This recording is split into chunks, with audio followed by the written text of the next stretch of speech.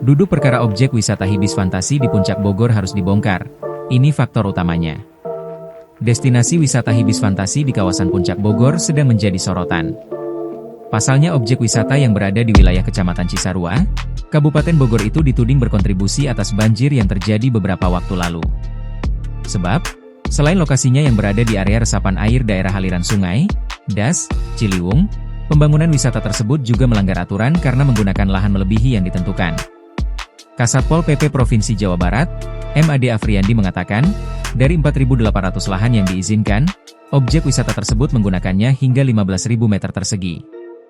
Berdasarkan Siteplan atau KSO dengan PTPN itu 4.800 meter persegi, tapi ternyata lebih dari 4.800, ujarnya, Jumat, 7 Maret 2025. Selain itu, dalam proses pembangunannya pun perusahaan tersebut tidak sesuai dengan Siteplan yang diajukan.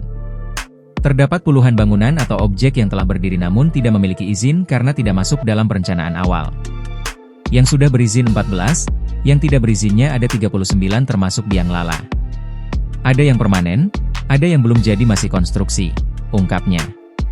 Pemerintah pun telah memberikan teguran kepada perusahaan yang dikelola oleh Badan Usaha Milik Daerah, BUMT, Provinsi Jawa Barat, PT Jaswita Jabar.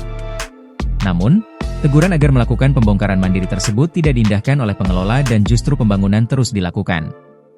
Dalam perkembangannya ternyata bangunan bertambah, bukan pembongkaran tapi malah bertambah, katanya. Akan hal tersebut, pemerintah Provinsi Jawa Barat dengan instruksi tegas dari Gubernur Deddy Mulyadi menginstruksikan untuk dilakukan pembongkaran.